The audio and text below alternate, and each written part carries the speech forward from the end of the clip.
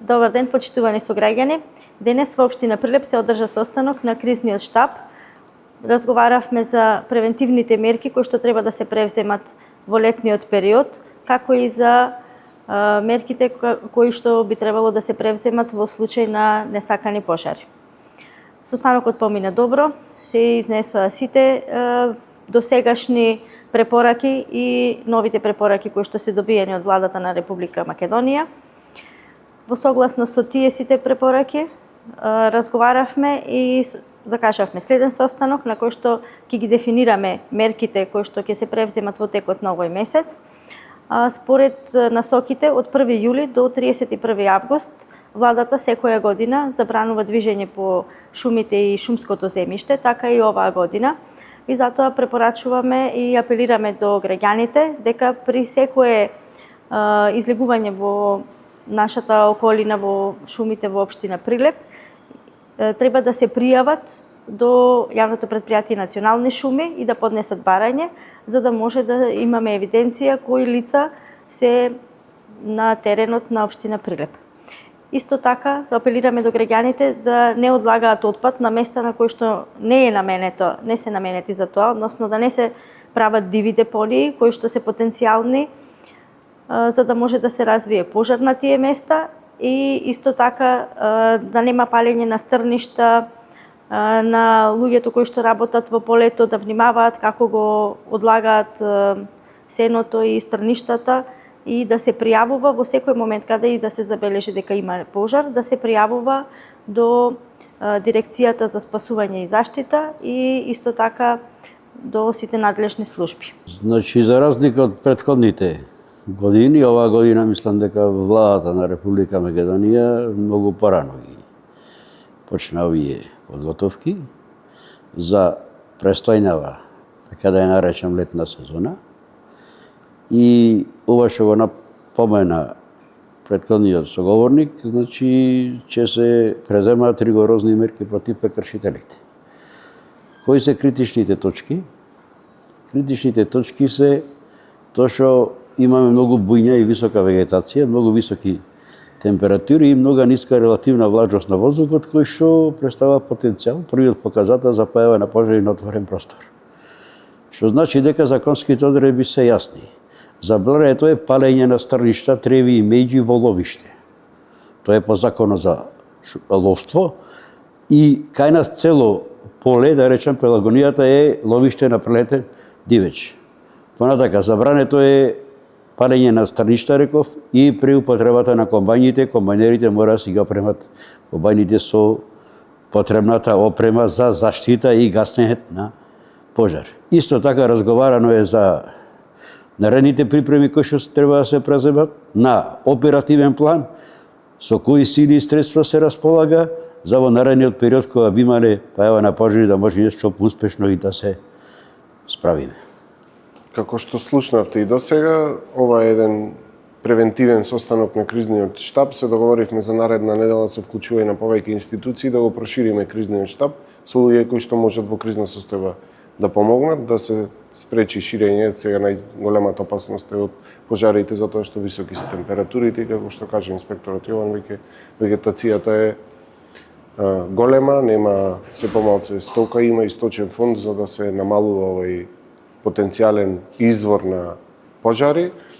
Направена е контрола од инспекторот за животна средина на сите компании кои што имаат интегрирана дозвола од каде што може потенцијално да се очекува некоја хаварија. Ние како локална самоуправа и сите јавни комунални претпријатија, вклучително и државните институции, се на висина на задачата. Универзалниот тим за постапување во кризна ситуација е припремен. Дел од членовите, затоа што е изменет малку составот, немаат помината обука, договоривме и тие да бидат обучени за да се на висина на задача ако би дошла кризна ситуација. Јас би сакал да се сподели информацијата дека јавното претпријатие Национални шуми има одредена постапка за движење на нашите граѓани низ шумите. Ќе биде прогласена кризна состојба, но ќе може со издадено одобрение тие да се движат низ шумите, треба да си постапат по тоа затоа што високи се санкциите и казните. Ова е едно да ги заштитиме природата, од друга страна да си ги заштитиме граѓаните, заради неинформираност да не се доведат во лоша ситуација. Би ја искористил приликава само да упатам еден сериозен апел, да си ја чуваме природата, да бидеме поприлично внимателни, високи се температурите, секое движење да биде контролирано, да не оставаме отпад позади нас, особено стаклен отпад кој што може да предизвика само запалување на вегетацијата и ве молам, внимавајте, посебно земјоделците, држете се до препораките и да нема овој период, ќе почне и сериозно жетвата во нашиот регион, во Пелагонискиот, да немаме несакани последици од запалење на страништата и непотребната вегетација. Дали тоа се користи за патишта, затоа што од такви чекори понатаму со минимални струјења на воздухот да се расшири пожарот и да ги зафати околните шуми, а не да може да се зафатат и објектите на жителите во непосредна близина. Значи, уште еднаш апелот од локалната самоуправа и покрај тоа што сме сериозно подготвени, оперативно-техничките средства на територијалната противпожарна единица и човечките ресурси се на потребното ниво, но сепак треба ние превентивно како граѓани да внимаваме, односно да ги намалиме ризиците од предизвикување на пожарите. На почетокот на разговор би се формирале одредени екипи кои што во случај на пожар би делувале и би се обучиле за тоа? Обврзани сме по законот за заштита и спасување да имаме универзална екипа која што е составена во моментов од 52 лица. Дел од нив, поголемиот дел од нив се обучени и еден дел кој што не се обучени треба да поминат еднодневна обука која што ќе ги направи компетентни за да учествуваат во гаснење на пожари. Се вклучува таа екипа онаму каде што ќе се појави посериозен зафат, односно поголем пожар, ако веќе човечките ресурси на територијалната противпожарна единица се недоволни, се вклучува таа универзална единица и по насоките оваа година од владата што ги добивме дека дури ако и овие ресурси не бидат доволни, односно толкави размери добие одреден пожар, тогаш да се вклучува регионалниот штаб за управување со кризи. Дали би имало набавка на нови возила баш за гасење на пожари на терен, значи не во град, на терен?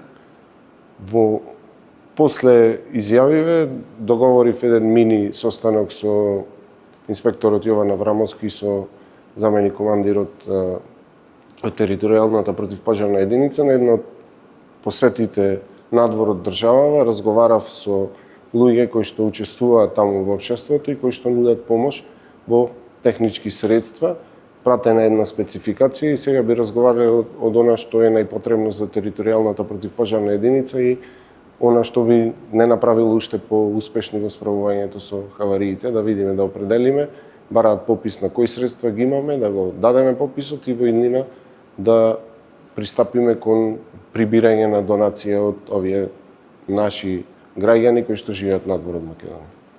Јавното претпријатие Македонски шуми врз основа на одлуката добијана од влада за забрана за движење во период од 1.6.2026 година до 31.8.2026 година донесува одлука по која ќе може луѓето кои сакаат да или имаат потреба да фигурираат на терен, да можат секојдневно да фигурираат на терен, меѓутоа со дозвола, односно со добивање на одобрение за движење во шума. Затоа ќе ги молам сите оние чинители, без разлика, дали тоа се жители од општина Прилеп или жители од други општини кои посетуваат општина Прилеп, да дојдат во дирекцијата на ПШС Црнбор Прилеп и со едно барање да се земат одобрение за дневна дозвола за движење во шума, се со цел да имаме подобра евиденција каде се движи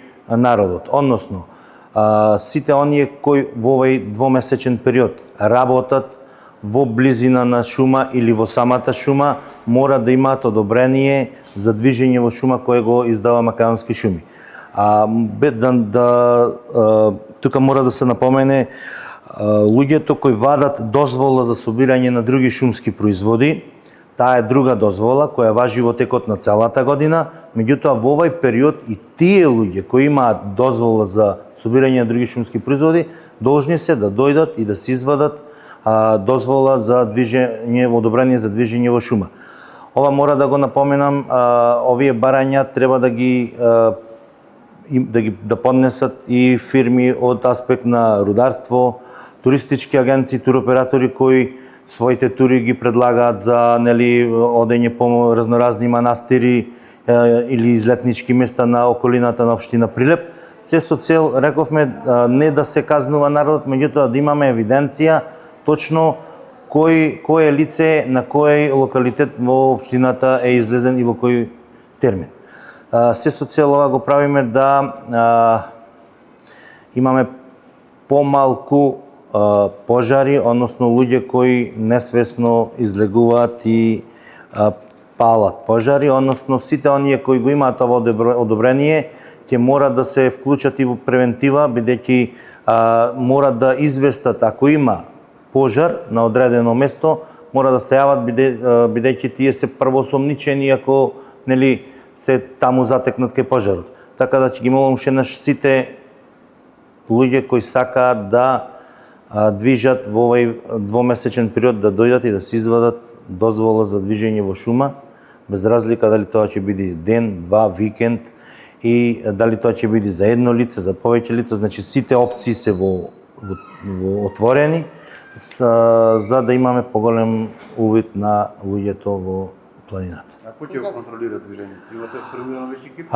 Контролирањето на движењето го контролира шумската полиција, пограничната полиција и редовната полиција. Значи, ако некое лице се затекне во шума, така без ова дозвола, може веднаш да се казни согласно закон. Така да дозволите ги издава ЈП Национални шуми, а контролата се врши шумската полиција и пограничната полиција. Значи, како и претходните соговорници, начело со градоначалникот, јас од името на мојата институција Пожарна Прилеп, сакам да извршам еден апел до граѓаните на општина Прилеп, Долнен и пошироко, значи да не се врши палење на трева и стрништа на отворен простор, поради тоа што од едно палење на трева може да настане голем пожар кој што би загрозил објекти, не дај Боже, човечки жртви. Од поглед на превентива, најчесто манастирските комплекси што се во планините и во атарот на некои села, исто така превентивно да се исчистат од трева, да се направат заштитни појаси, затоа што верските објекти треба да се штитат во секој момент. Имаше пожари во овој месец на отворено? Па месец јуни негде околу 30 на пожари беа на отворено, најчесто на диви депони, и тоа може да го кажам, да апелирам дека и од дивите депони може да настане голем пожар што би се проширил и на шумска територија.